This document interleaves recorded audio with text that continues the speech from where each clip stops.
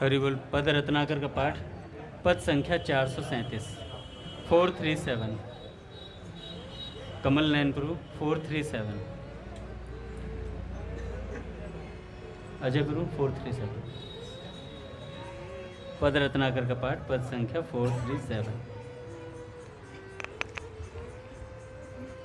श्री भाई जी बाबा की। मैं देखे नंद नंदन खेलत जमुना कूलरी, जब ते मैं देखे नंद नंदन खेलत जमुना कूलरी, तब ते कुल को कूल बही गयो, गई सब सुध बुध भूलरी, तब ते कुल को कूल बही गयो, गई सब सुध बुध भूलरी, तन मन प्राण पलटी गए सगरे, भय कान्ह के रूप री, तन मन प्राण पलटी गए सगरे, माधो भय कान्ह के रूप री, निस दिन अनुभव करत आपु महा मोहन रूप अनूप री, निस दिन अनुभव करत आप महा मोहन रूप अनूप री, घर बाहर जल थल नभ कानन, जहाँ तहाँ दृष्टि पसार री,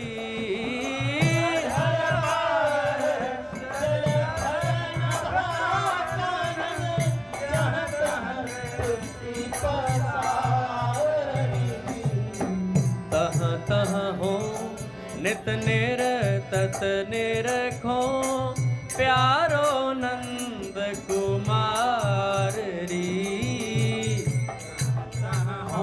नित निर तत निरखो प्यारो नंद कुमार री, हो बोरी की दृष्टि पलट गई, कि जग छायो श्याम री, हाँ बोरी की दृष्टि पलट गई, कि जग छायो श्याम री, नैन प्राण मन सब जाट के, रूप सुधा रस धाम री, नैन प्राण सब जाट के, रूप सुधा रस धाम री, जब ते मैं देखे नंद नंदन खेलत जमुना तीरी, जब देखे नंद नंदन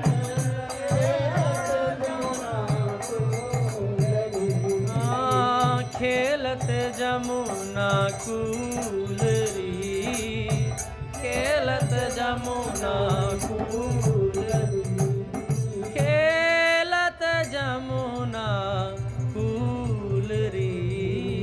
श्री भाई जी बाबा की, श्री भाई जी बाबा की, श्री भाई जी बाबा की जय हो।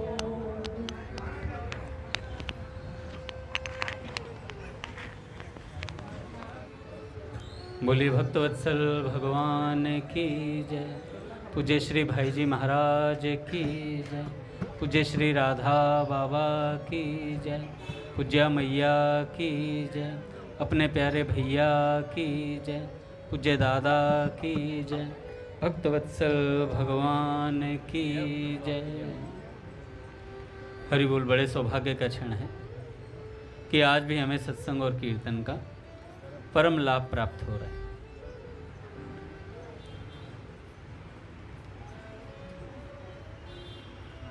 पहले पूज्य भाई जी का एक विचार, उसके बाद एक पूज्य राधा बाबा या बाबू जी की परिकर की चर्चा।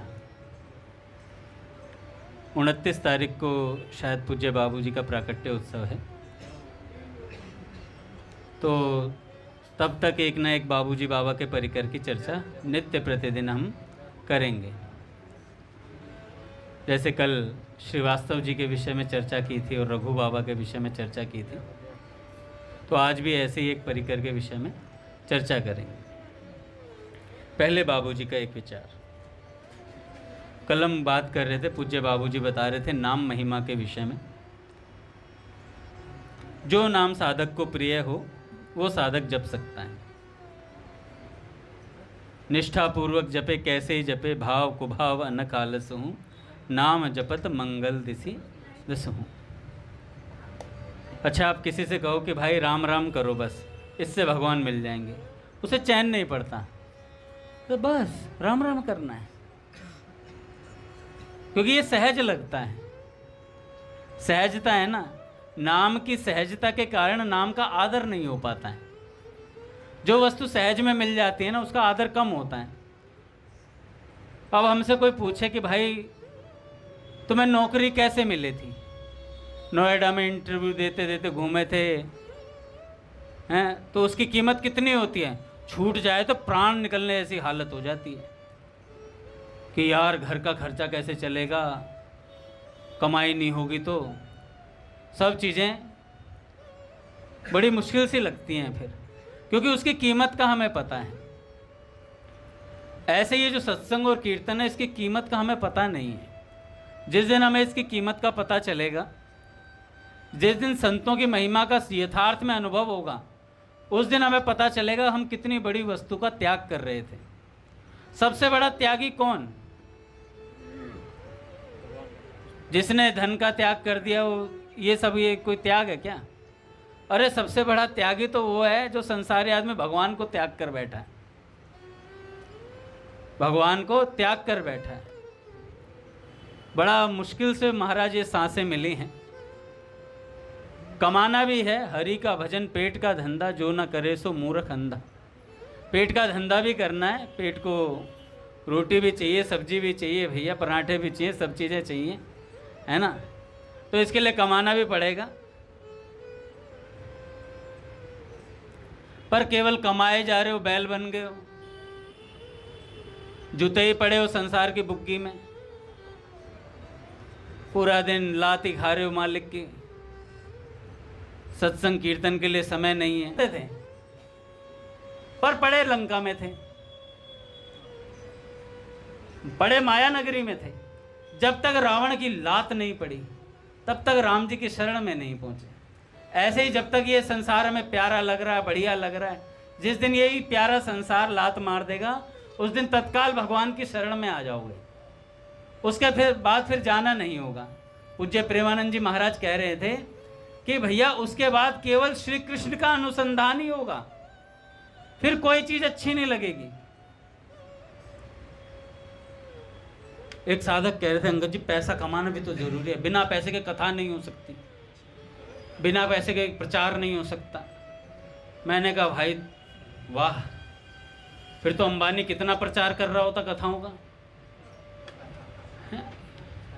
लड़के की शादी में थोड़ी पैसा खर्च करता, कहता कथाओं में लगाओ भाई।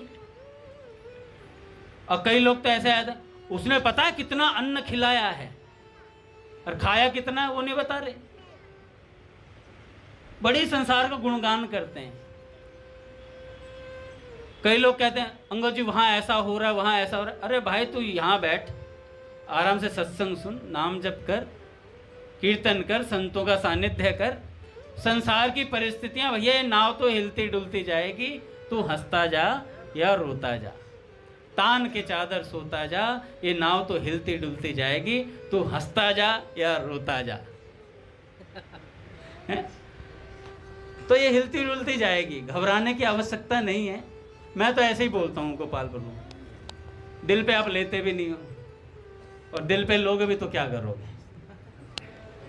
है ना। चेतन हो जा रे मुसाफिर, गाड़ी आने वाली है, आने वाली है, बड़े घर जाने वाली है। चेतन हो जा रे मुसाफिर, गाड़ी आने वाली है। और भाई जो भजन करके जाता है, स्वामी जी महाराज गाते हैं, बड़े घर ताली बाजी रे, बड़े घर ताली बाजी रे। क्यों ताली बाजी? भगवान के ताली बजती है, अरे वाह वाह वाह वाह, मेरा अंश मुझसे बिछुड़ गया था, वापस मेरे पास आ गया है, देखो मेरे से कितना प्रेम करता है, मेरे धाम वापस आ गया। भगवान ऐसे गले से लगाते हैं जैसे बिछड़ा हुआ बालक को भी मेले में खो गया और वो मिल गया हो। तो भैया पूज्य भाई जी कहते हैं कि देखो फुर्सत नहीं मिलेगी काम से, पर फिर भी राम नाम जपना पड़ेगा। कितना जपना पड़ेगा? बाबूजी कहते हैं 21,600 की संख्या तो पूरी कर लो कम से कम। बाबूजी ने कहा 1 लाख तो कोई भी जप सकता है, 1 लाख, चलो 1 लाख ना सही 50,000 जप लो, 50,000 ना सही 21,600 जप लो, पर इतना मिनिमम कर लो, क्योंकि इतनी सांसें हम दिन भर में लगभग लेते हैं, इतना नाम जप लेना चाहिए। बातें तो बहुत आ रही हैं यार। जिसके जीवन में भगवान का आश्रय होता है ना, आज ठाकुर जी को मैं देख रहा था तो ऐसा लग रहा था कि सांवरियो है सेठ, मारी राधा जी से ठाणी है, ये तो सारी दुनिया जानी है। सांवरियो है सेठ, सांवरियो है सेठ, मारी राधा जी से ठाणी है। कैसे था? ना अन्न की कमी है, ना धन की कमी है, भंडार है। अच्छा भाई सुनो सुनो, अन्न की कमी भी नहीं है, धन की कमी भी नहीं है, जितनी आवश्यकता उतना है। अब कहोगे चाउमीन की कमी है, पिज्जा की कमी है, पनीर भी कई दिन से देखा नहीं है। तो भाई इच्छा पूरी नहीं करते हैं भगवान कभी, भगवान हमेशा आवश्यकताओं की पूर्ति करते हैं। जो चीज़ हमारी आवश्यक है उसकी पूर्ति भगवान अवश्य करेंगे। नरसिंह जी के जो लड़के थे उनका विवाह तय हुआ। एक बार जो विवाह तय हुआ तो जिस लड़की के साथ तय हुआ उसके घर वालों ने भैया देखा लड़का ठीक था और महाराज आराम से विवाह तय कर दिया। अब लड़की वालों को किसी ने भड़का दिया, किसके यहाँ तय कर आए, वो तो भगत आदमी है, उसके यहाँ कुछ है ही नहीं, रुपया पैसा कुछ भी नहीं है। करे अरे रुपये पैसे का क्या, एक रोटी खाने को मिलेगी, आराम से रहेगी। अरे रोटी भी नहीं मिलेगी खाने को, कम से कम लड़की को अपने से ऊंचे घर में तो देना ही चाहिए, इतना तो तुम्हें हिसाब लगाना चाहिए था। और महाराज लड़की वालों को भड़का दिया। और लड़की वालों ने कहा भाई मना तो कैसे कर सकते थे, तो उन्होंने नरसिंह जी के नाम पे चिट्ठी भेजी। चिट्ठी में लिख के भेजा कि भाई ऐसे ऐसे बाराती होने चाहिए, इतने घोड़े होने चाहिए, इतने हाथी होने चाहिए, और जो बाराती हो महाराज मणियों की मालाएं ऐसे ऐसे पहन के आए तब तो बारात लेके आना, नहीं तो मत आना। मतलब मना भी कर दिया और मना नहीं भी किया। और चिट्ठी के ऊपर लिख दिया जय श्री कृष्णा। और वो चिट्ठी पहुंची नरसिंह जी के यहाँ पे। जब चिट्ठी पहुंची तो सेवक उन्होंने दिया, भाई नरसिंह जी आपके नाम चिट्ठी आई है। नरसिंह जी ने देखा चिट्ठी के ऊपर लिखा है जय श्री कृष्णा। तो नरसिंह जी ने कहा मेरे नाम कहाँ है, जय श्री कृष्णा लिखा, कृष्ण जी के नाम है, ठाकुर जी के नाम है, तो मेरे नाम तो है नहीं। कह रहे अरे आपके लिए आई है। अरे नाम तो ठाकुर जी का लिखा है, ठाकुर जी पढ़ेंगे, मैं नहीं पढ़ता। और महाराज ठाकुर जी के को दे दी, प्रभु आप पढ़ो। नरसिंह जी बारात की तैयारी करवा रहे। बारात में क्या 2-4 लोग थे, 2-4 मोड्डे अपने हरियाणा में कहते हैं, 2-4 साधु संत और इकट्ठे हो लिए और ऐसे मारे। चलो तैयार। लड़के को बोला घोड़ी पे चढ़। घोड़े पे बैठा और महाराज वो चल दिया। अब भगवान को टेंशन नहीं, भाई चिट्ठी नहीं पढ़ रहा है, वो पढ़ तो ले भाई, इसमें क्या क्या लिखा हुआ, क्या क्या चाहिए। ठाकुर जी आए नरसिंह जी के पास, नरसिंह जी पढ़ तो लो कम से कम। कह रहे प्रभु नाम आपका चिट्ठी पे, पढ़ूं मैं? ये बैड मैनर्स होते हैं, किसी दूसरे की चिट्ठी मैं पढ़ूं, ऐसा नहीं हो सकता। तो उन्होंने कहा प्रभु आप ही पढ़ लो। प्रभु ने पढ़ी, इतने घोड़े, इतने राजा और बारात ऐसी होनी चाहिए, वैसी होनी चाहिए। तो भगवान ने कहा ठीक है भाई, ऐसी होगी अब बारात, जैसी चिट्ठी में लिखी हुई थी। भाई बड़े बड़े राजा महाराजा पता नहीं कहाँ से हाथियों पे आने लगे बारात में, और पूरी बारात महाराज ऐसा लगा पता नहीं क्या हुजूम सा चल रहा हो, रथ यात्रा निकल रही है बारात, इतने लोग हो गए बारात के अंदर। महाराज जी कह रहे थे ऐसा लग रहा था 33 करोड़ देवता सारे बारात में ही आ गए आज, और बारात ऐसी लग रही धुआंधाम मचा हुआ महाराज। तो जैसे ही बारात इधर पहुंची तो लड़की के घर वाले, उन्होंने कहा बारात आ रही है, बारात आ रही है। तो उन्होंने कहा बारात आ रही है, मैंने तो भेजा था, मेरे हिसाब से तो आनी नहीं चाहिए थी, उनके पास तो इतना पैसा ही नहीं है इस हिसाब की बारात लेके आ सकें। उन्होंने कहा महाराज बारात तो बहुत दिव्य बारात आ रही है। कह रहे देखें कैसे, कह रहे महल अपने घर के ऊपर चढ़ो थोड़ा। तो जैसे चढ़ के देखा तो महाराज बारात क्या थी, वो तो रथ यात्रा थी भाई, धूम धड़ाके से आ रही है, महाराज नाचते आ रहे हैं। सबसे बीच में मध्य में द्वारकाधीश भगवान नाच रहे थे बारात में, भगवान नाचते हुए आ रहे हैं बारात के मध्य। तो जब ये प्रसंग मैंने सुना, मैंने कहा भाई कमाल हो गया है, जो भगवान पे आश्रित है उसका सब काम भगवान करते हैं, उसका सब काम भगवान करते हैं। पर ऐसा विश्वास होना चाहिए, ऐसा विश्वास होना चाहिए। ऐसा विश्वास कैसे पैदा होता है? जब हम भगवान की वार्ताएं सुनते हैं, संतों की भक्तों की वार्ताएं सुनते हैं। ऐसी वार्ता हमने सुन ली तो हमें पता लग गया भैया, अच्छा चालाक का नहीं होता कुछ, मतलब तिजोरी में नोट छुपा दिए, प्रभु कुछ है ही नहीं, प्रभु वही नोट निकाल के लाएंगे खर्च करने के लिए, क्योंकि मुझे पता कहाँ दबा रखे हैं। तो मोर दास काहे नर आशा, जिसका मुझ पर विश्वास है वो नर की आशा नहीं करता है। एक माताजी हुई पूज्य राधा बाबा और पूज्य बाबूजी के परिकर में, उनका चरित्र है। आधे घंटे में मैं समाप्त करने की पूरी कोशिश करूंगा, क्योंकि जल्दी जल्दी बोलूंगा तो चरित्र के साथ न्याय नहीं होगा, धीरे बोलूंगा तो आपके साथ अन्याय होगा, है ना। तो मैं मध्यस्थ निकालता हूँ, मध्य का रास्ता कुछ निकालता हूँ।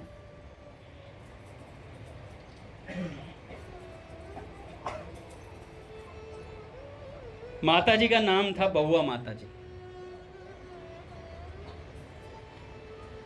बाबा की चरणाश्रित 2 बहनें थीं।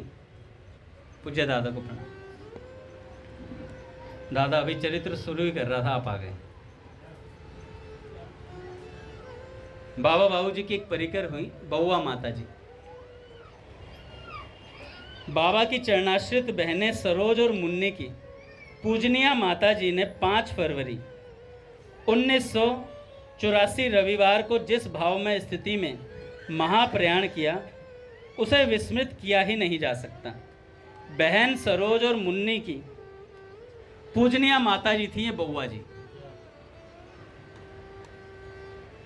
वैसे तो इनका नाम अंबा देवी जी माथुर था, बउआ माता जी का जो ओरिजिनल नाम था वो अंबा देवी जी माथुर इनका नाम था, परंतु वे हम लोगों के मध्य बउआ के नाम से जानी जाती थी।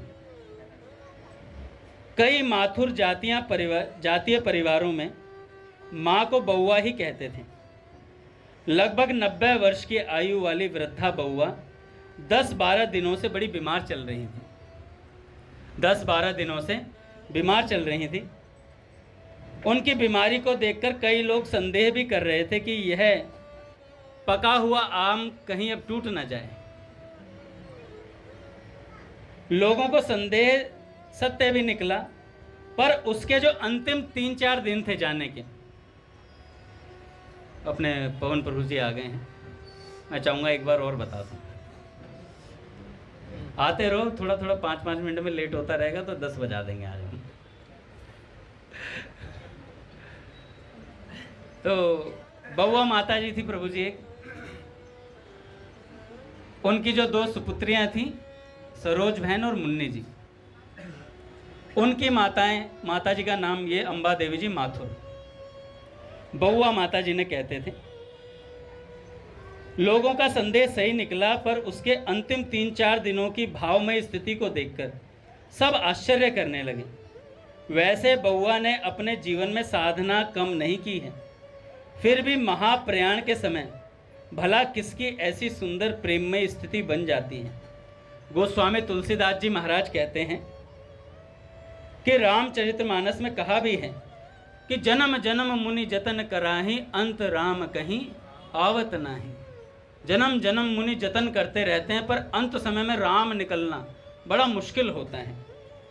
फिर भी जीवन के अंतिम क्षण में मुख से भगवान का नाम राम उच्चारित नहीं हो पाता भैया। पर बउआ की अद्भुत भाव दशा ने सभी उपस्थित लोगों के मन में यह विश्वास दृढ़ कर दिया कि भगवान हैं, भगवान हैं। पूज्य भैया कहते हैं, बड़े से बड़े आस्तिक के मन में भी एक नास्तिक छिपा रहता है। उसे वो सब कुछ करता है, साधन कर रहा है, भजन कर रहा है, सत्संग सुन रहा है, पर उसके मन के कोने में रह जाती है बात कि पता नहीं है या नहीं है, पता नहीं मैं जो कर रहा हूं भगवान मुझे मिलेंगे या नहीं मिलेंगे, या है भी ऐसी वस्तु या नहीं है, ये रह जाता है। पर भक्तों के चरित्र सुनने से ये बात खत्म हो जाती है। तो बउआ माता जी के जीवन से ये बात पता चली कि भगवान हैं, भगवान का दर्शन होता है और भगवान प्रेम के अधीन है। बहन सरोज और मुन्नी के पूज्य पिता श्री माथुर जी एक कुशल चित्रकार थे। यह प्रायः देखा जाता है कि सच्चा कलाकार अपनी कला प्रियता के अतिरेक में न अपने शरीर की भली प्रकार चिंता कर पाता है और न अपने जगत के व्यवहार को ठीक प्रकार से निभा पाता है। यह बात श्री माथुर जी के संबंध में सच्ची थी। ऐसी परिस्थिति में बउआ पर घर गृहस्थी की संभाल का उत्तरदायित्व और अधिक आ गया था। बउआ ने एक पतिव्रता नारी की भांति इसका सम्यक प्रकार से निर्वाह किया। सब ध्यान से सुनना महाराज, क्योंकि मैं रीडिंग कर रहा हूँ ना, रीडिंग करते हुए ध्यान से नहीं सुनोगे तो तार बीच में टूट जाएगा, और जिसका टूटा फिर उसको चरित्र समझ में नहीं आएगा। तो ये बउआ माता जी थी, जो इनके पतिदेव थे वो चित्रकार थे और ज़्यादा व्यस्त रहते थे कार्य में, तो सारा घर का दायित्व बउआ माता जी पर था। यह पूरा परिवार पूज्य श्री नारायण स्वामी जी को गुरु मानता था। ये श्री नारायण स्वामी जी वे ही हैं जो केवल टाट धारण किया करते थे और जिनकी एक लघु पुस्तिका एक संत का अनुभव गीता प्रेस से प्रकाशित हुई है, जो बाल भक्त ओम प्रकाश जी के भी गुरु जी थे। पट खोलेंगे महाराज। श्री राम जय राम जय जय राम।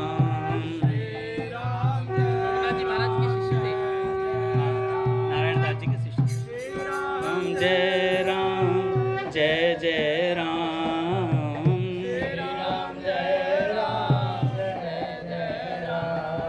श्री राम जय राम जय जय राम। श्री राम जय राम जय जय राम। श्री राम जय राम जय जय राम। श्री राम जय राम जय जय राम। श्री राम जय राम जय जय राम।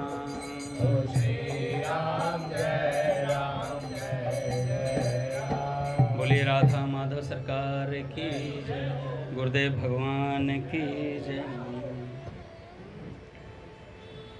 तो ये नारायण स्वामी जी को गुरु मानते थे, जो बाल भक्त ओम प्रकाश जी के भी गुरु जी थे। इन्होंने एक पुस्तक लिखी, एक संत का अनुभव। बहुत सुंदर पुस्तक है, छोटी सी पुस्तक है।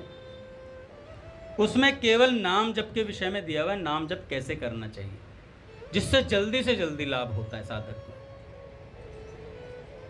तो अखंड मौन रहकर भगवान नाम का जप करने से टाट वाले श्री नारायण स्वामी जी महाराज को भगवान नारायण के दर्शन हुए थे।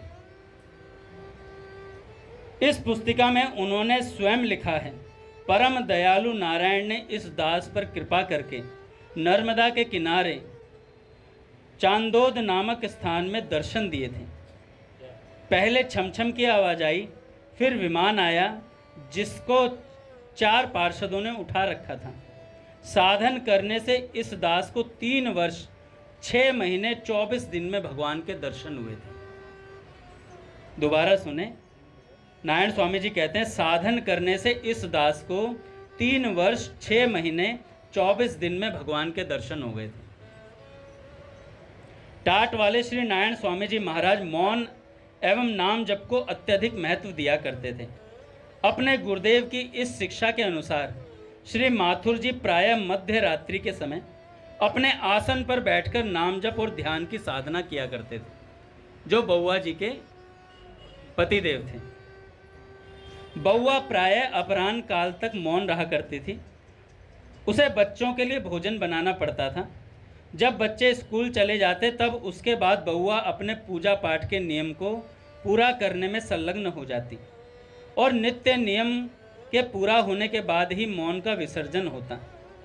अयोध्या के एक संत के मुख से बउआ ने सुन लिया कि श्री रामचरितमानस के 108 नवान पाठ का नियम लेकर जो अखंड रूप से पाठ करता है उसे भगवान के दर्शन होते हैं, उसे भगवान के दर्शन होते हैं। बउआ ने यह बात पकड़ ली और उसने मानस का नवान पाठ आरंभ कर दिया। 3 वर्ष में बउआ ने मानस के 108 नवान पाठ पूरे किए। उसी दिन मध्य रात्रि के समय भगवान श्री सीताराम जी विमान सहित पधारे। साथ में श्री लखनलाल जी भी थे। बउआ के पूजा पाठ नैवेद्य आदि की तैयारी बहन सरोज किया करती थी और उस दिन वह किसी कार्य से रीवा नगर गई हुई थी। विमान को देखते ही बउआ जोर जोर से पुकारने लगी, अरे राम जी तो आ गए, विमान आ गया, सरोज तो है नहीं, कौन सारी तैयारी करेगा, अरे भगवान तो आ गए, इनका सेवा सत्कार कैसे होगा। ऐसे जोर जोर से चिल्लाने लगी। एक बार बउआ ने एक स्थान पर श्रीमद् भागवत की कथा सुनी और कथा बड़ी प्यारी लगी। बस उसने श्रीमद् भागवत का पाठ आरंभ कर दिया।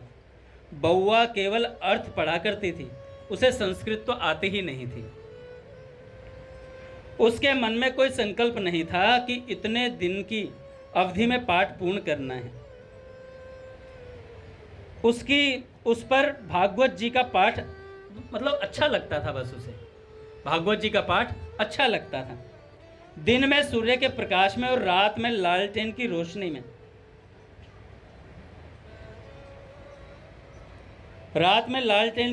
में भागवत पढ़ा करती थी।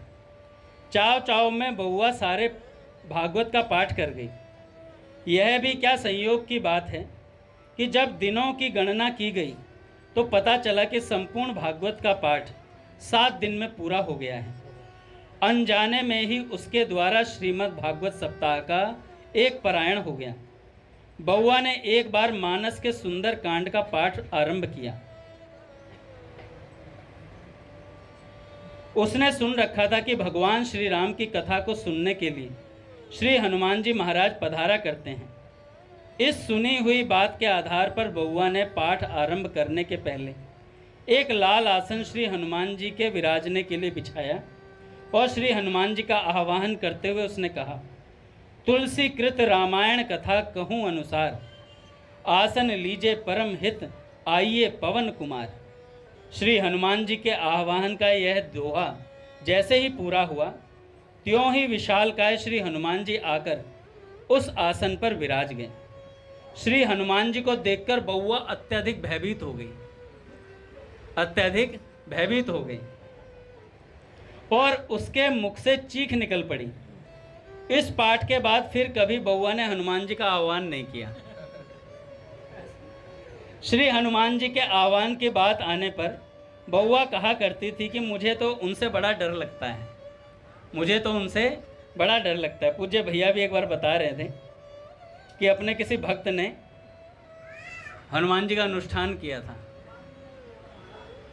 हैं? नहीं, मुझे पता नहीं है। तो जिन्होंने भी किया था तो उनको आवाज़ें सुनाई दी थी तो डर गए थे, वो बीच में छूट गया अनुष्ठान।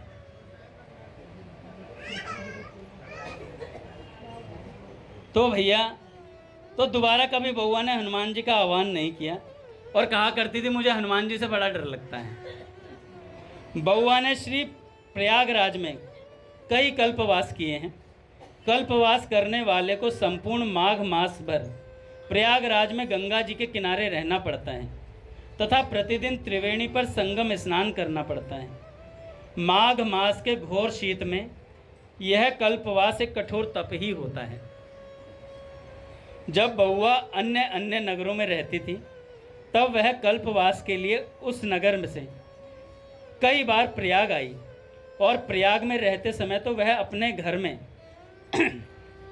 माघ मास में प्रतिदिन सपरिवार संगम स्नान के लिए त्रिवेणी पर जाया करती थी। एक दिन जब परेशानी सीमा को पार करने लगी, मतलब जब सपरिवार आने में बड़ी परेशानी होने लगी उन्हें, एक दिन जब परेशानी सीमा को पार करने लगी तो बउआ झुंझला उठी। उलाहना देते हुए भगवती गंगा मैया से कहने लगी, इतनी परेशानी झेलने मेरे बस की बात नहीं है गंगा जी, मेरे बस की बात नहीं है। गंगा परमेश्वरी, अब तू मेरी बात सुन ले। अब मैं कल से नहीं आऊँगी। इस उपालंब के तुरंत थोड़ी देर बाद ही किसी विचित्र विधान से संगम के एकदम निकट एक बहुत सुंदर स्वच्छ और विशाल तंबू में सपरिवार रहने की बड़ी सुंदर व्यवस्था अपने आप हो गई। अपने आप वहाँ रहने की व्यवस्था हो गई। टाट वाले श्री नारायण स्वामी जी महाराज के महाप्रयाण के बाद बउआ के मन में बड़ी व्यथा हुई कि कोई सच्चा संत मिलना चाहिए जिसके आश्रय में रहा जा सके। सच्चे संत का आश्रय किले की दीवार के समान होता है भैया, किले की दीवार के समान होता है, वो हमें बचा के रखता है। अच्छा, जैसे जैसे संत से हम दूर जाते हैं वैसे वैसे हमारी स्थिति खराब होती है।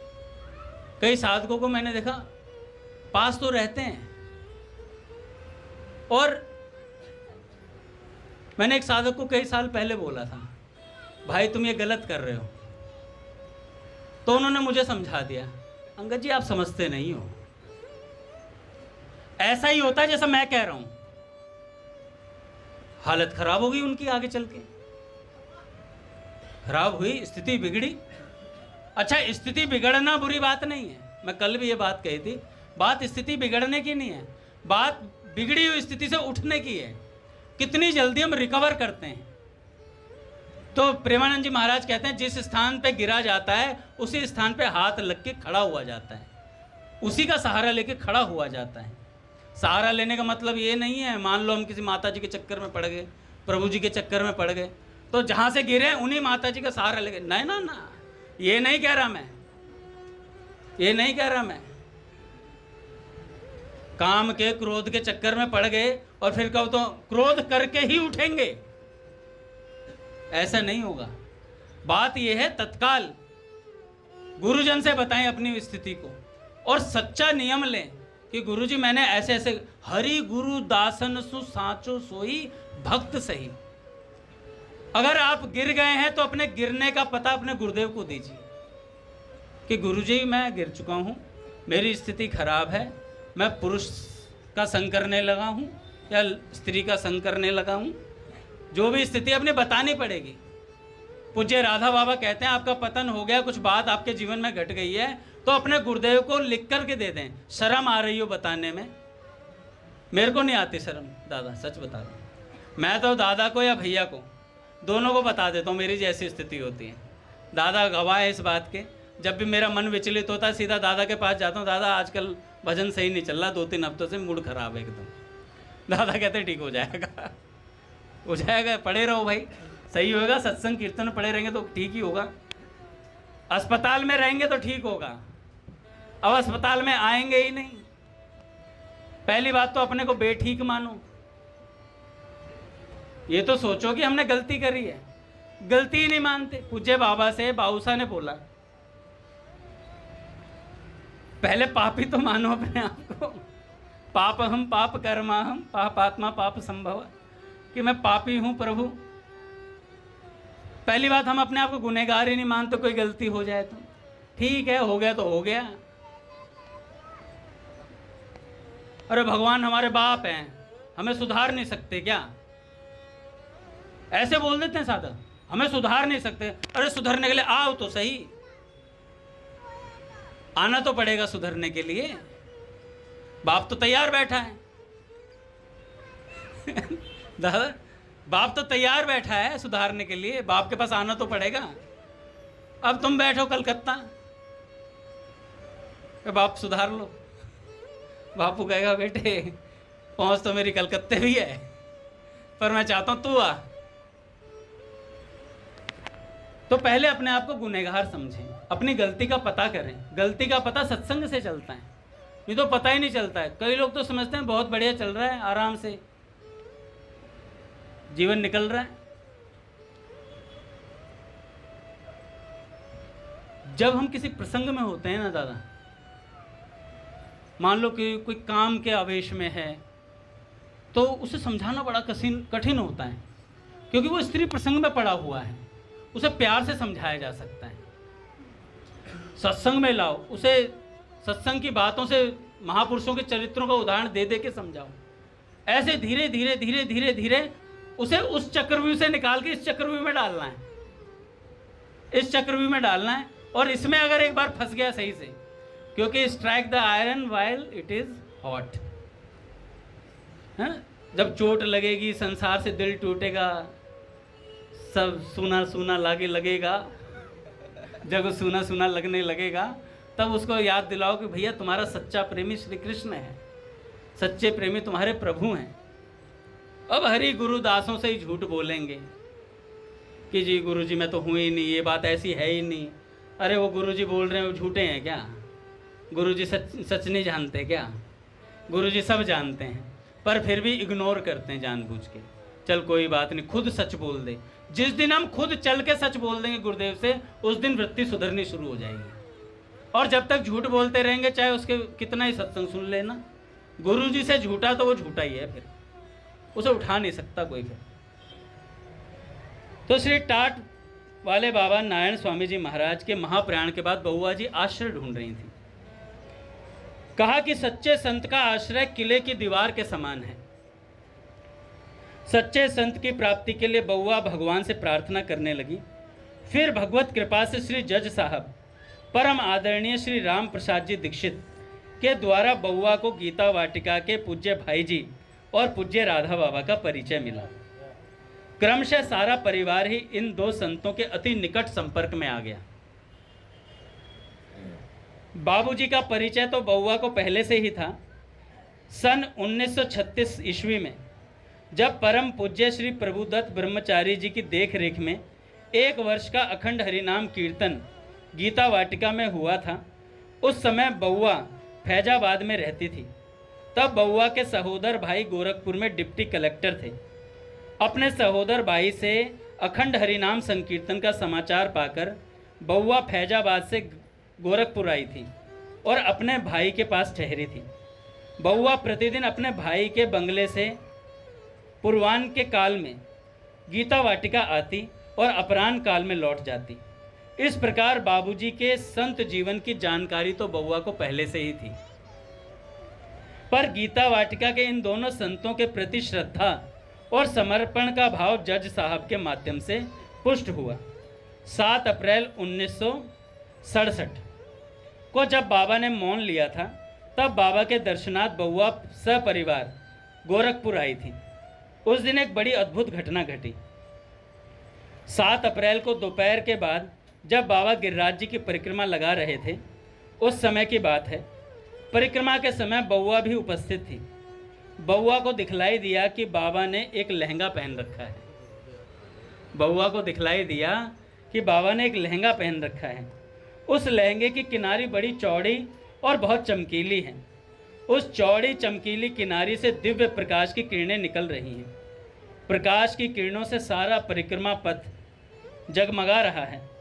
लहंगे की चमकीली किनारी से निरंतर निकलने वाली सुनहरी किरणें चारों ओर फैली हुई हैं।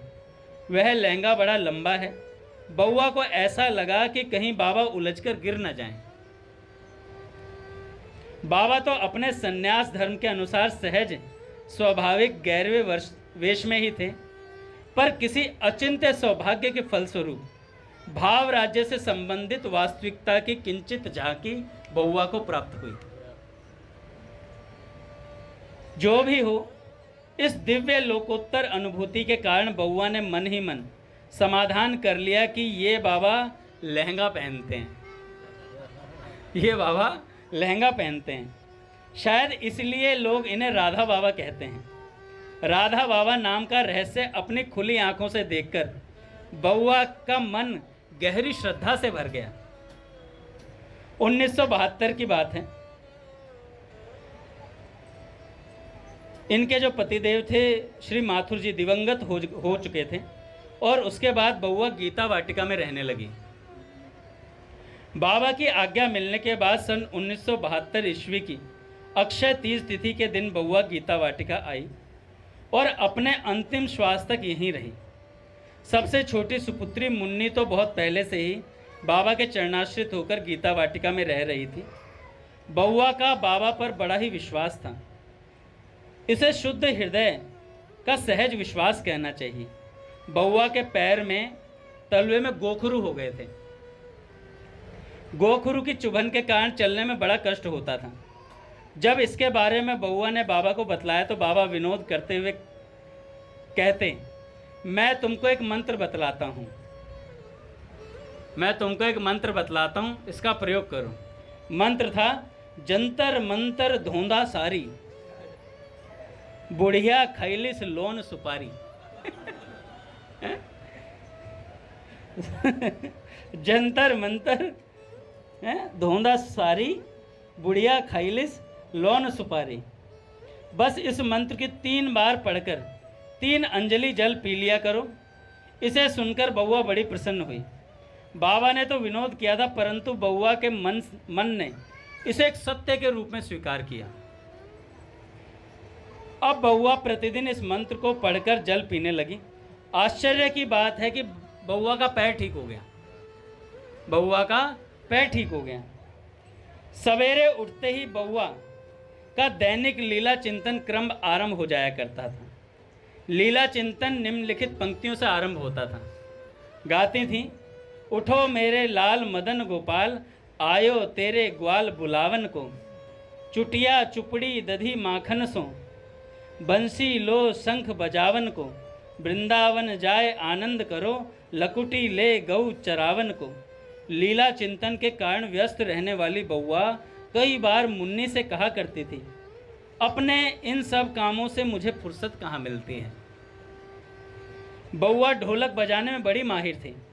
वह ढोलक ऐसा बजाती थी मानो तबले पर ठेका दिया जा रहा हो। बउआ को पान खाने का भी शौक था।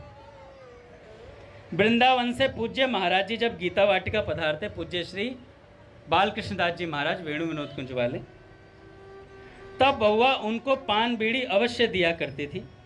बाबा ने भी बउआ से मांग करके पान बीड़ी कई बार आरोगी है। बउआ एक बार एक बड़ा सुंदर तमोलिन वाला पद भावपूर्वक गाया करती थी। इस पद में जनकपुर की तमोलिन दूल्हा श्री राम से पान बीड़ी आरोगने के लिए आग्रह कर रही है। इस पद को बाबा कई बार बउआ से परिक्रमा करते समय सुना करते थे। बउआ के मुख से यह पद बड़ा अच्छा लगता था। कहते थे, खाते जाना गिलोरी तमोलिन खड़ी, पड़ा है केवड़ा कत्थे से महक आती है, गिलोरी मेरी बड़ी दूर दूर जाती है, तमोलिन हूँ मैं जनकपुर की, नाम मोती है, तुम्हारी जान की मेरा ही पान खाती है, पड़ी दोनों इलायची छोटी बड़ी, खाते जाना गिलोरी तमोलिन खड़ी। 90 वर्ष की आयु हो जाने से अति वृद्धावस्था के कारण बउआ का शरीर काफ़ी कमज़ोर हो गया था और दुर्बल बउआ प्रायः खाट पर चुपचाप पड़ी रहती थी। जीवन के अंतिम दिनों में देखना, महाराज इतना सुंदर जीवन है, कितने तो अनुभव हो गए, और अब अंतिम गति देखना, पूरा जीवन जो भजन करता है उसकी कैसी गति होती है। जीवन के अंतिम दिनों में वह कुल 15-16 दिन बीमार रही होगी। बुधवार 1 फरवरी के दिन से बउआ की स्थिति में परिवर्तन आया। इस दिन शाम को बीमार बउआ खाट पर लेटी लेटी गाने लगी। उसके गायन के द्वारा ही उसकी भाव दशा का परिचय मिलने लगा। बउआ ने गीत गाया कि मेरा यार जशोदा का कुंवर हो चुका है, वो दिल हो चुका है, जिगर हो चुका है। अच्छा, यही पंक्ति गाई जा रही थी वो बार बार। जो भी आता उसे कहती मेरा यार यशोदा का कुंवर हो चुका है। गाते समय लय ताल में चूक नहीं होती थी उसकी। धीरे धीरे बात फैलने लगी कि बउआ इतनी बीमार है कि संभवतः उसके चले जाने की संभावना है। इसके बाद भी वह मस्त होकर लय ताल सहित पद गाती है। ज्यों ज्यों यह बात फैलने लगी कि जाने वाली है, त्यों ही त्यों वो अधिक गाने लगी। बार बार कहती जसोदा का कुंवर मेरा दिल हो चुका है, मेरा दिल हो चुका है, जिगर हो चुका है, मेरा मन हो चुका है, मेरा तन हो चुका है, मेरा प्राण हो चुका है, मेरा प्रण हो चुका है। शुक्रवार 3 फरवरी की शाम को कई लोग बउआ के पास बैठे बैठे उसके गायन को सुन रहे थे, उसकी मस्ती को देख रहे थे। बउआ तो अपनी मस्ती में गा रही थी। तभी एक ने पूछा बउआ से क्यों बउआ, वह तुमको दिखलाई देता है क्या? बउआ ने चट से कहा सामने खड़ा है ना, सामने खड़ा है ना। फिर पूछा गया वह अकेला है या श्री राधा जी भी उसके साथ में है? बउआ ने कहा नहीं, राधा जी नहीं है, वह अकेला ही है। पुनः जिज्ञासा हुई, पूछा कि क्या वह तुमसे बात करता है?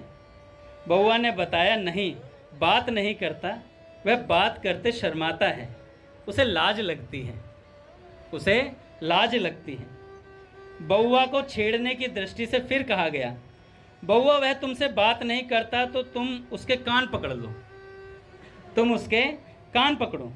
इतना कहते ही अपना हाथ फैलाकर अंगुलियों को मटकीले ढंग से घुमाते हुए बउआ ने कहा अरे वह तो बड़ा प्यारा है, अति ही प्यारा है। वह 12 वर्ष का इतना प्यारा लगता है, क्या कहूँ, हैं क्या कहूँ। बउआ यह सब इतने सहज ढंग से मस्ती भरे स्वर में कह रही थी कि सबका मन रीझता चला जा रहा था। तभी एक ने अनुरोध किया, अथवा यूँ कह लीजिए कि बउआ से प्यार भरा आग्रह किया, बउआ हमको भी दर्शन करा दो, बउआ हमको भी दर्शन करा दो।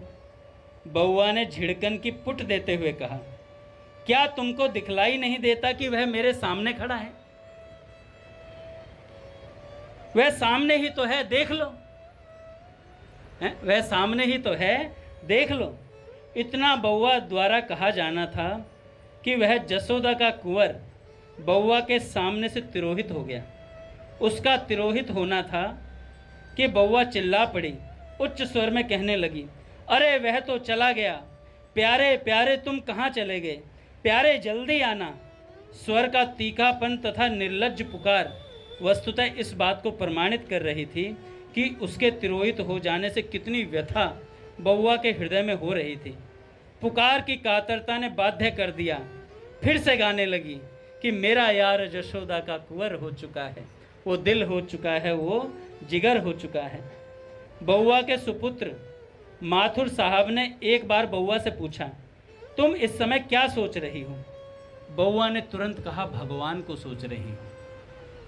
बउआ ने, देखो अंत समय की स्थिति है, कोई और चिंतन नहीं। आजकल तो बूढ़े होके मरने लगे, भैया बताते ना चटनी ला दो, आम का अचार ला दो, पोते का मुँह दिखा दो, फलाने का मुँह दिखा दो, अरे नुन्नू को बुला ला, नुन्नू के पापा को बुला ला। पूज्य मलुकपीर सरकार कहते अरे किसी को मत बुलाओ, भगवान का चित्र दिखाओ, उसे कीर्तन करो, उसके कान में भगवान का नाम पहुंचाओ।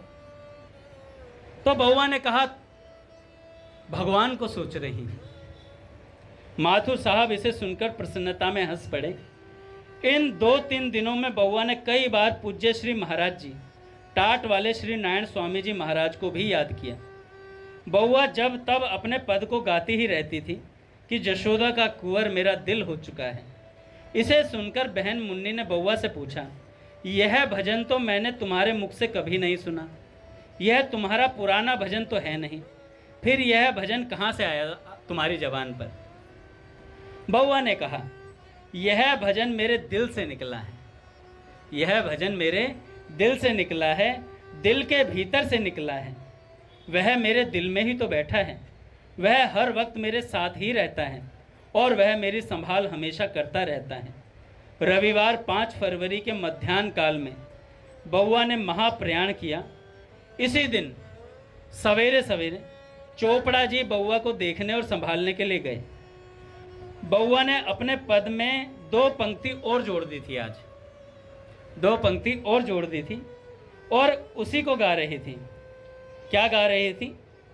जसोदा का कुंवर मुझे दरस दे गया है, जसोदा का कुंवर मुझे दरस दे गया है, मुझे दरस दे गया है, मेरा दर्द ले गया है, मेरा दर्द ले गया है, मेरा दुख ले गया है, जसोदा का कुंवर मुझे दरस दे गया है। चोपड़ा जी बउआ की मस्ती पर बलिहार जा रहे थे। तभी बउआ ने बड़े जोर से पुकारा, राधा बाबा, राधा बाबा। चोपड़ा जी इस विचित्र स्थिति से अवाक हुए, थोड़ी देर तक देखते रहे। फिर बउआ से पूछा, क्या बाबा को बुला लाऊं? क्या बाबा को बुला लाऊं? बउआ ने कहा, जाओ बाबा से कह देना बउआ ने बुलवाया है, बाबा से कह देना बउआ ने बुलवाया है। उधर चोपड़ा जी बाबा को बुलाने के लिए गए, इधर बउआ ने एक नया ही गीत गाना आरंभ कर दिया। मिलेगी जो रसिकों की झूठन प्रसादी, वही जीविका का सहारा गुजारा करेंगे। चोपड़ा जी से सूचना पाकर बाबा बउआ के पास आए। बाबा के पहुंचते ही बउआ ने कहा, बाबा राम राम राम राम राम राम। बाबा बउआ के सामने कुर्सी पर बैठ गए। बाबा के बैठते ही बउआ ने फिर वही गीत गाना आरंभ कर दिया कि सदा श्याम श्यामा पुकारा करेंगे, नवल रूप निश दिन निहारा करेंगे, मिलेगी जो रसिकों की झूठन प्रसादी, वहीं जीविका का गुजारा करेंगे।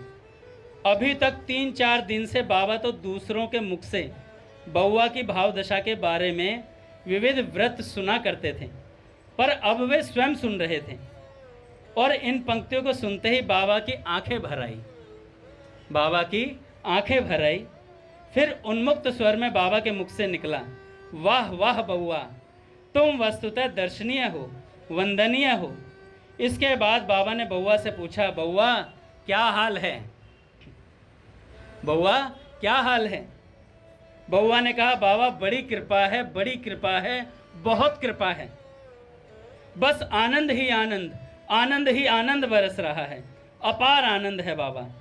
बाबा ने फिर पूछा, क्यों बउआ, कोई कष्ट है क्या?